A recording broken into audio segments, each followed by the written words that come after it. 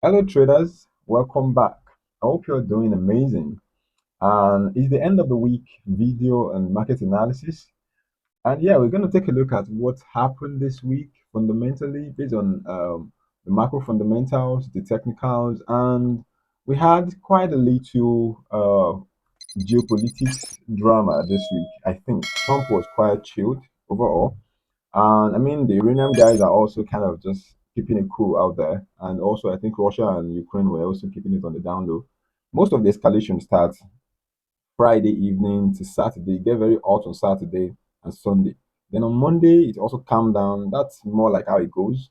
But in July, I think we got some during the week drama, right? Aside Trump usual remarks and press conferences, I think the market is most likely kind of chilled, even during the time of geopolitics debacle when it's pretty hot. So this week overall, we got a very chilled week when it comes to the geopolitical front.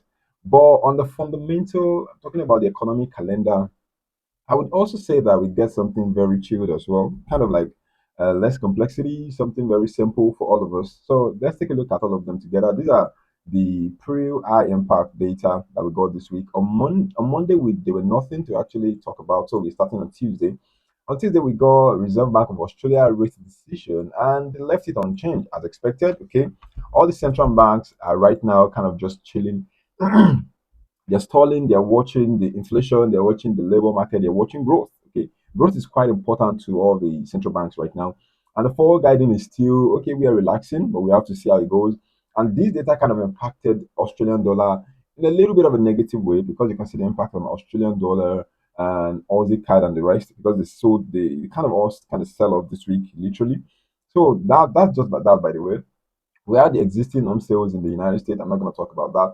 And on Wednesday, we got the inflation rate in the United States. This is where the debacle kind of started. Okay, the complexity I was talking about that was also kind of chilled. All right. And when it comes to the inflation, I think on Monday I recorded a video about my own personal expectation on the inflation in the United States, and I was slightly wrong. I mean, I'm not shy of being wrong. I've been wrong many times. That's why I don't like forecasting fundamentals because even the fundamentalists that predict and forecast all these things are mostly wrong most of the time. Mostly wrong most of the time. You're gonna take that as it comes. Anyways, so the data came just as expected, and I think we didn't really get a cooling inflation because of what happened last month, because of the escalation and everything that happened and got unraveled. So the inflation came just as expected, but we got a little bit of elevation when it comes to the inflation rate month on month right here. Okay, we're expecting 0.0. We're expecting a flat inflation, but still it came a little bit higher than what the market was expecting. The rest came the same, literally. So with a little bit of undertone, over the tone, below the tone, and everything that happened, the sentiment in the market. So market kind of did a whipsaw. When you look at gold, it did a whipsaw, and everything just kind of calmed down after like an hour or two after the data was released. But the major thing I want us to take a look at, basically, I think after I talked about the PPI kind of come without much effect, in my opinion. And that was all. That kind of looked like a PMI data came out. Okay, so which was not very interesting and important as well. That was just that, by the way. But overall, we also got the growth in the United Kingdom and it kind of got elevated a little bit, especially the growth rate, quarterly growth rate right here. It kind of got elevated slightly, and that was that. Okay, it was very interesting, pretty cool, more like what we were expecting. All right, so the market was forecasting 0.3%, all right, and we got 0.4%, although the consensus was 0.4. But when you take a look at it in general view, okay, the growth in the United Kingdom is slowing down from 0.6, which was previous, we're getting 0. 0.4. And that's why the Fed are still Bank of England. They're still all kind of chilling, just watching what the what the overall market sentiment is going to be, what the growth looks like. The growth looks like it's falling across board in Europe, in the UK, in Japan, in the US. The growth seems to be dropping, whereas inflation seems to be rising. Okay, so it looks like a stagflated economy in the West. I'm talking about the North America, I'm talking about the Europe, I'm talking about UK. Looks like stagflation is going on there. Inflation remain the same, literally. Okay, sticky, but it's still pretty high. All right. We have growth is also drastically slowing down. labor data is getting messed up. Okay, and we have the Fed also resisting from cutting or hiking rates. So the economy seems to be stagnated. It seems to be stagnant right now. In my little summary, that's what I'm going to look at it as. Okay, that's just my take on that. So we see how that goes. Okay, we have a stagnated economy in Europe, in North America. By North America, I mean United States of America. All right. In the UK and generally in Japan also, we're gonna get that kind of vibe from there. In Canada, I don't really know for sure. In Canada, maybe we're going to take a look at it right here. Let's actually check it before we go back to the United States economy. All right. In Canada, I think they are getting a better economy there, a little better. All right. This is the last time we got the quarterly GDP. That was in May. Okay, that was a long time ago. So we're going to be getting another one maybe this month or next month. And manufacturing PMI, service PMI, they seem very good. They're robust, fair enough.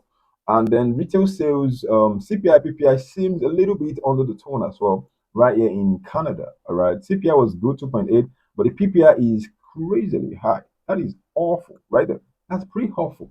All right. But it's kind of good for the economy. Okay. Inflation is going up. And growth is also, I think growth is slowing down. So stagflation also, right? They're not cutting rates. And labor market is also, unemployment rate is, I think it was slowing down. But 6.4 is still pretty high. So unemployment is still high. Inflation is pretty high. Economy is growing slowly though, especially the manufacturing and the service sector is there's kind of like growing, so that's good. But overall, the growth, GDP growth, is not looking very good. So no, it's fair actually, but 0% is flat. But from previous, which is negative 0.2, it's fair, but it's still pretty flat. So that is not also a good reading, in my opinion. So when you consider all of these, the United States is actually kind of like messed up. You can see a lot of rates. Okay, you can go through this yourself. I don't want to read it again because I'm already out of time. But that is more like the tone we're getting in the market today. Okay, or let me just say this month so far. Okay, this month so far, so far so good. So I would say the dollar index, I'm still going to hold my bias, which is bullish, slightly bullish. Okay, bullish to neutral. Okay, I'm going to hold on to this particular bias. And don't forget, my bullish is 12%. It remained the same. Okay, I don't know what's going on with my mouse today. And my neutrality is still 70%. Okay, 70%. So, and why is that? Because we're still right above 99 region on the technical perspective. Now, a lot of things might happen and the market will actually jump all the way to the upside and then crash coming down. Okay, next week, I don't think we really do have any interesting data that can change the course of the market like that. But let's quickly take a look at it next week. Okay, so next week we have on Monday, we have nothing really for the United States. On Tuesday, we have building permit, housing permit, so nothing really for the United States. On Wednesday, we have FOMC minutes. Something might be there to read about, but nothing really drastic in the United States again. And on Thursday, nothing. On Friday, nothing. So we are almost done for the month, right? We're almost done for the month. So that's more like it. So possibly we are going to probably get a consolidation right here for the rest of August on DXY. And that is not very good in my opinion. All right. But again, I've already slimmed down my trades, my trades on the dollar in general. Okay. I don't really hold much trade, more Forex trade. I'm more like holding Bitcoin, CAD yen, Ethereum, Solana, Hong Kong 50, Nikkei, and WTI, which is crude oil. I only have NZD dollar. Okay, that's the only trade I'm holding on the for the dollar right now, and it has been slimmed down. The moment it dropped all the way down here back to my break even, I closed like I think 20% of it because I still had a very strong belief that it could still come down. Okay, so I kind of reduced just a little bit of it, just a little bit of it, but nothing too dramatic in my opinion. But what I want us to now talk about is gold. Okay, so as far as gold is concerned this week, I think we have something very good going on. Okay. Don't forget, some weeks back I said we're gonna get a correction. I'm waiting for a correction, and it seems like we're gonna get that maybe today or maybe on Monday next week. It's gonna finalize. Okay, my correction is still back to 220. Okay, 4220 region. That's where I'll be looking for a potential swing buy. Okay. Although as it stands now, I'm currently holding a short-term short. Okay, a short-term sell opportunity or sell trade on gold as it stands now. As you can see, the structure still remain extensively bullish. All right, but right here at the top, yesterday I got the divergence. Okay, on the 1 hour time frame, right there, I got some very nice divergence, and the market broke structure and the character kind of shifted. Okay, we have low, we have higher high, higher low, and we got a new higher high. right there. There's a break of structure right there, right above there. All right, market broke that particular low, retested it, and I just took a very tiny little trade on gold, and I think this is it. I hope it shows. Yeah, right there. This is the trade. It's still running. I'm trading it. It's not something very big, in my opinion. But then again, if I'm going to be adding to this trade, I would probably like for the market to come back to this region, retest it, and maybe all the way to the don't forget 4,220, 4,200 region. Okay, anywhere around there. That's where I'll be looking for buy opportunity on the swing perspective. Okay, so that's that by the way. But let's come back here. Let's go to the 8 hour time frame and let's quickly discuss that. All right, as you can see, we have a divergence even on the 8 hour time frame right here. We got a higher high, and then right here we got more like a flat top to like higher low right there. And slowly we're seeing gold actually deteriorate.